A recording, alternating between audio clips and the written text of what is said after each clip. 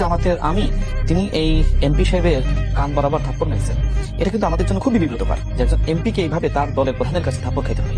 স্বাভাবিকভাবে যারা নেতৃত্বের জায়গা থাকে তারা তাদেরকে ঠান্ডা করে, কিন্তু সেটাকে যেভাবে ফ্রেমিং করা হচ্ছে থাপ্পড় বা অনাকাঙ্ক্ষিত ঘটনা, আমরা ওটাকে এইভাবে দেখি না, বরং এটা হচ্ছে ওই সম্পর্কের জায়গাটা থাকাটাও গুরুত্বপূর্ণ রাজনীতিতে, যে একজন এমপি উনি, তারপরও ওনার নেতৃস্থানীয় একজন ওনাকে থামিয়েছেন এবং উনি ওটা একসেপ্ট করেছেন খুব সুন্দরভাবে। কিন্তু আমরা এখন দেখি কারণ ওনারা ওনাদের পাল্লায় সবাইকে ভাবতে চান। আপনি দেখবেন বিএনপিতে তারেক রহমান বলতেছে চাঁদাবাজি করা যাবে না, তারেক রহমান বলতেছে আমরা এদের বিরুদ্ধে ব্যবস্থা নিব, তারেক রহমান বলতেছে মাদক ব্যবসা করা যাবে না, দখলদারি করা যাবে না, ক্ষমতার অপব্যবহার করা যাবে না, দলীয় লোক এই করা যাবে না।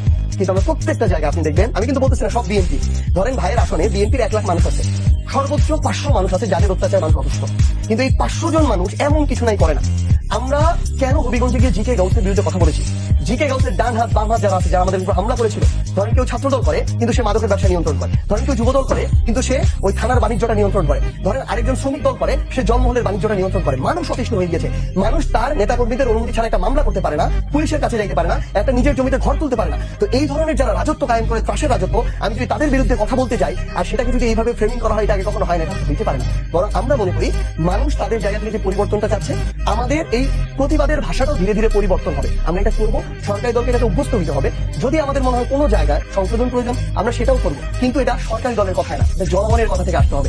এখন যে জিনিসটা মানে তাদের ভাষ্য অনুযায়ী হচ্ছে যে কেন আমরা আমাদের জায়গা থেকে জামায়াতের সাথে গেলাম, উনি এটা হজম করতে পারতেছেন ওনার জায়গা থেকে। তাহলে আমি যদি প্রশ্ন করি, ধরেন ওই একটা সময় আমরা তো দেখছি ওনারা 18 কোটা সমস্যা আন্দোলন কিন্তু ছিল, সংগঠন হিসেবে ছিল, আমরা এই জন্য তাদেরকে ধন্যবাদ জানাই, ওইটুকু আমরা স্বীকার করি, ওই মানসিকতা থাকতে হবে। কিন্তু ওই আন্দোলনে তখনও তো 18 সালে তো শেখ হাসিনা একজন স্বৈরাচার, এর আগেও তো তিনি 14তে ভোট লুটপাট করেছেন, 18তে লুটপাট করেছেন, তাহলে মাদার অফ এডুকেশন জননী এই হিসাবে তো তারা খাইত করার কিছু ছিল না, এটা তো তার করার প্রয়োজন ছিল। ধরেন আমরা তো তখন এত কিছু বুঝি না, আমিও কিন্তু আন্দোলন ছিলাম, কোটা সংস্কার আন্দোলন, ওনারা কথা বলতো, আমরা শুধু অংশগ্রহণকারী ছিলাম ওইটাই। তাহলে ওই পরিস্থিতি অনুযায়ী এটা করলো এক।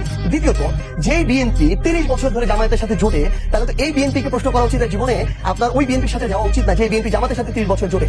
আমি জামাতের সাথে জোটে গেছি, আপনি যদি আমাকে একবার প্রশ্ন করেন, আপনার তো উচিত তারেক রহমানকে 30 বার প্রশ্ন করা যে উনি কেন জামাতের সাথে গেলেন। খালেদা জিয়াকে তো আপনার প্রশ্ন করা উচিত ছিল যখন উনি বেঁচে ছিলেন, যে কেন জামাতের সাথে গিয়েছিল, কেন মন্ত্রী বানিয়েছিল, কেন গাড়িতে ফ্ল্যাগ দিয়েছিল, কেন জামাতের আমিরের সাথে খালেদা জিয়া এক স্টেজের পাশাপাশি চেয়ার শেয়ার করেছিল। তাহলে ওই উত্তরটা তাকে বিএনপিকে দিতে হবে, তারপর আমরা এনসিপি দেওয়ার চেষ্টা করবো। তাহলে সেই বিএনপির সাথে যদি রাশেদ ভাই যাইতে পারে, আমরা ওই জামাতের সাথে কেন যাইতে পারবো না, যেই জামাত আমার এই অভ্যুত্থানে সরাসরি অংশগ্রহণ করেছিল, যারা আমার সংস্কারটা এখনো চাচ্ছে, যারা লুটপাট করতেছে না, চাঁদাবাজি করতেছে না, এই ধরনের খুবই নগণ্য অভিযোগ আসলে সেগুলো ব্যবস্থা নিচ্ছে। তাহলে আমি তো এই সেন্টিমেন্টটা জনগণেরটা ধরে আমি তুলনা করেছি, আমি তো মন্দর ভালো যেটা, আমি তো সেটার দিকে যাবো।